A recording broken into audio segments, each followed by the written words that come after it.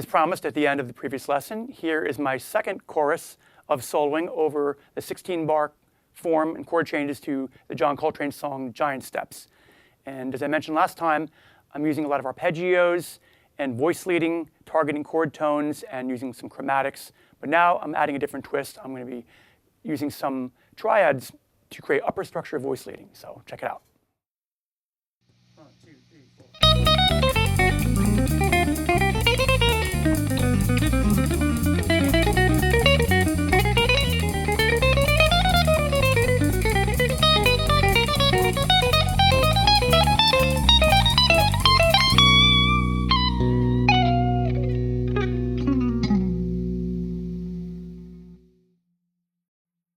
So as you recall, the changes that I had showed you previously, 2 lessons ago, the first 4 bars are B major 7, D9, G major 7, B flat 13, E flat major 9. But what I'm doing here is substituting arpeggios.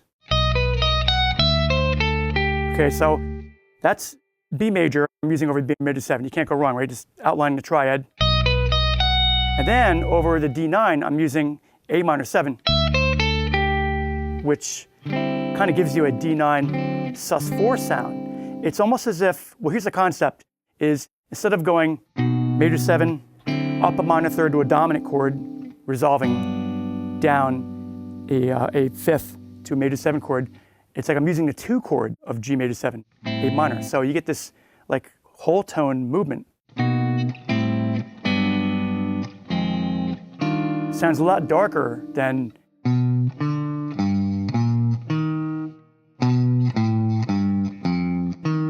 so B major in bar 1, and then A minor 7.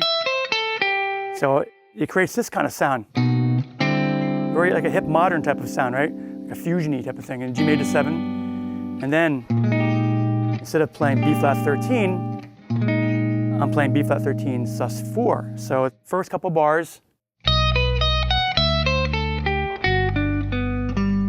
A minor 7 resolving to G major 7, targeting that 7th. Major 7th of G. Then I shift up a half step and come right back up that same shape. That's A flat major 7. Played over B flat bass note gives you that type of sound, that 13 sus4 sound. So, and then in bar 3, when we rest on E flat major 9 for a measure, that's basically just E flat Lydian mode, starting on a 9th. There's a root, 9th, 10th, sharp 4, 5, and then a chromatic passing tone up to C, because I'm targeting the 3rd of A minor, C, on the downbeat of bar 4. And then in bar 4, I'm using basically the A Locrian mode, and then that resolves nicely to the 3rd of D7, F sharp. I could use the Dorian mode. To me, that sounds a little too tame, a little too vanilla, too white bread, for lack of a better term. That's D7 sharp 9. I'm using a D Phrygian dominant mode.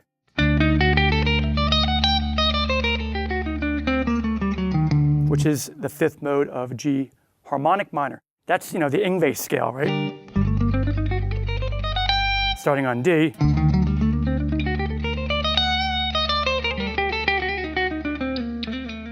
Right, it's like the flamenco scale. So, 7ths always resolve beautifully to 3rds down a half step. This is in the downbeat of bar 5. Now this is where it really starts to get interesting and unusual. I'm taking this, that's a G major triad shape over the G major 7th chord. But then I play an A flat triad shape, which, now the progression is going.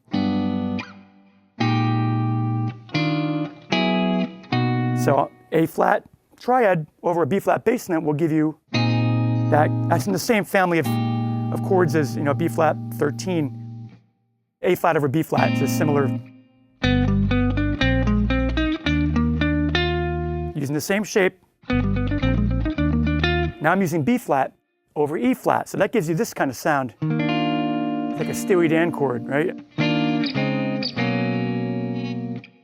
So you got G major and A flat over B flat, and then B flat over E flat. So the triads I'm using are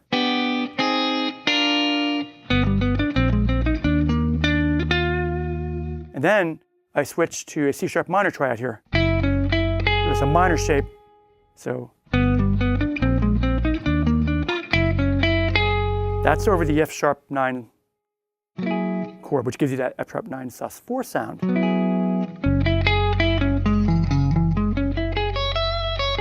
Play C sharp minor triad over an F sharp bass note, you get that sus4 9 sound. So, and then take that shape up. That's over the B major 7 chord, and what that really is D sharp minor 7. If you look at it, if that were the root note, D sharp minor,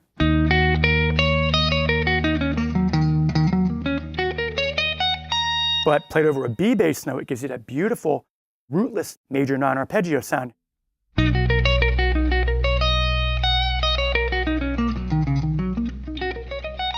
Over B. So, and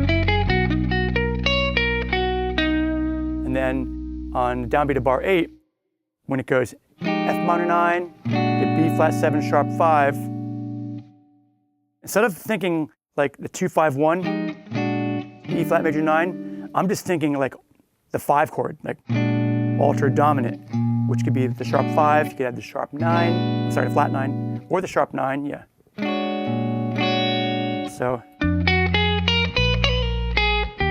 So it kind of sounds a little dissonant, you know, I'm hitting this note over the F, you know, it's like,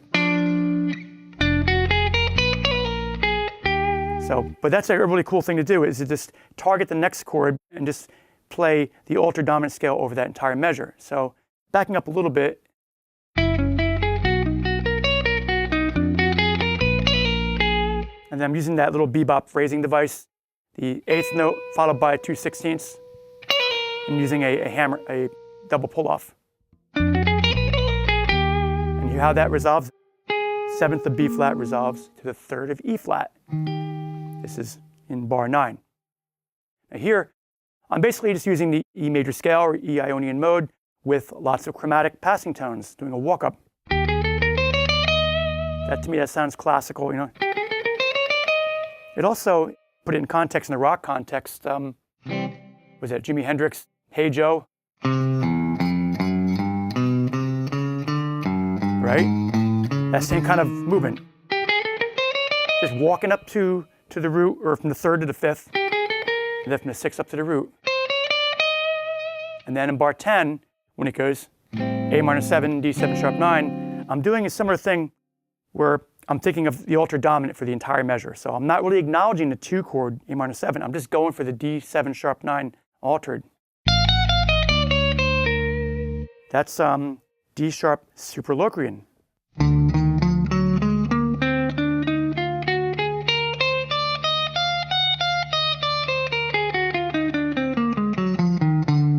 Which is the 7th mode of E flat melodic minor. E flat melodic minor would be, played it over D though,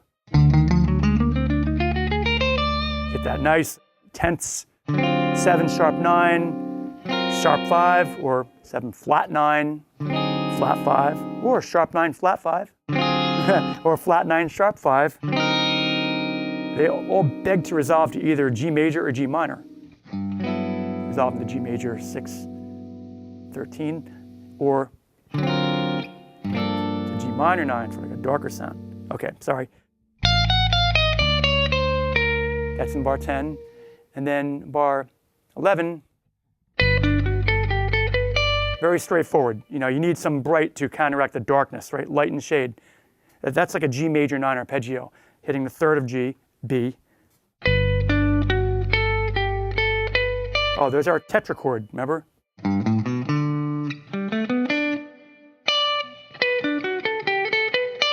And here's kind of the grand finale. I do this contour thing where I take this ba-ba, da-ba, da-ba, da-ba, da-ba, da-ba. It's a series of arpeggios.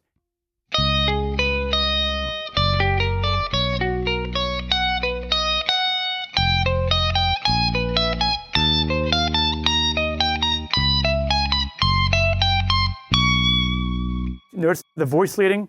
So going back to the G,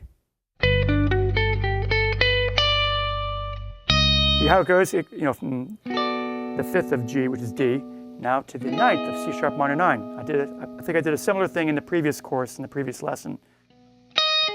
But now I'm using a G sharp minor arpeggio over C sharp minor 7, which effectively gives you a C sharp minor 9 sound. But check this out, then I go,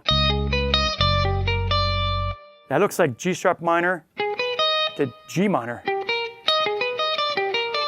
Now over F sharp 7, sharp 9, that gives you, wow, the flat 9, the 3rd, and the sharp 5. So you're getting this sound. The voice leading.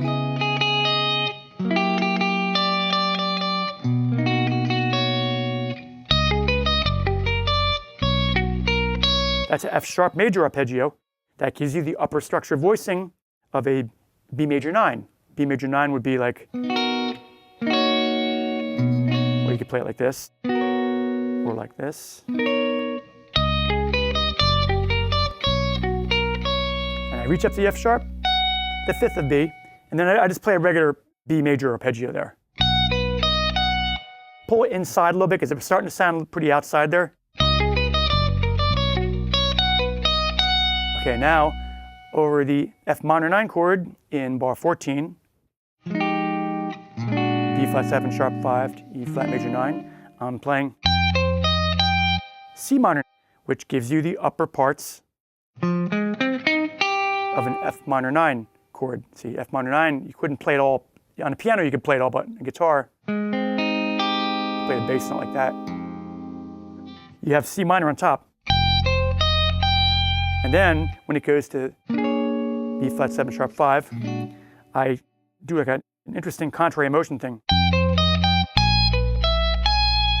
What is that? Wow, that's E major. How would E major work over B flat? Well, B flat, E major, both of those triads live within the B flat half whole diminished scale.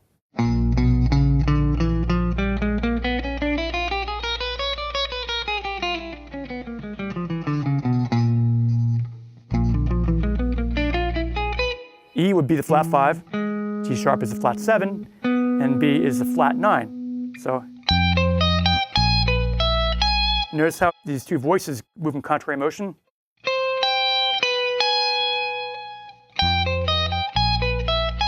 And instead of reaching up to the 5th of E flat, I instead go for an F over E flat type of sound. That's like one of these chords, right? So really, I'm kind of going,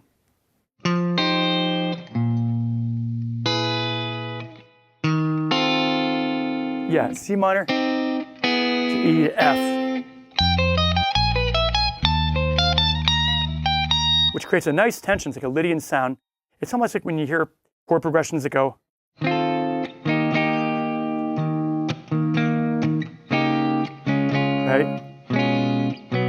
That kind of sound.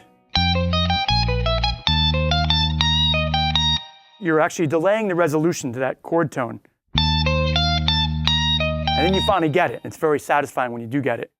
And then finally in bar 16, over to C sharp minor 9, to F sharp 7 sharp 9, to B flat major 9.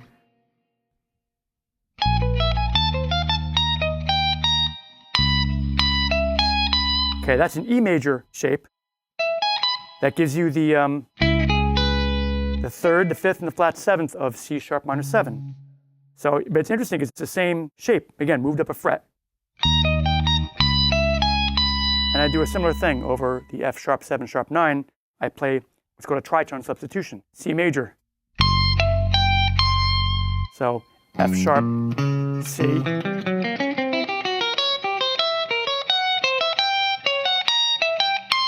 See how it works?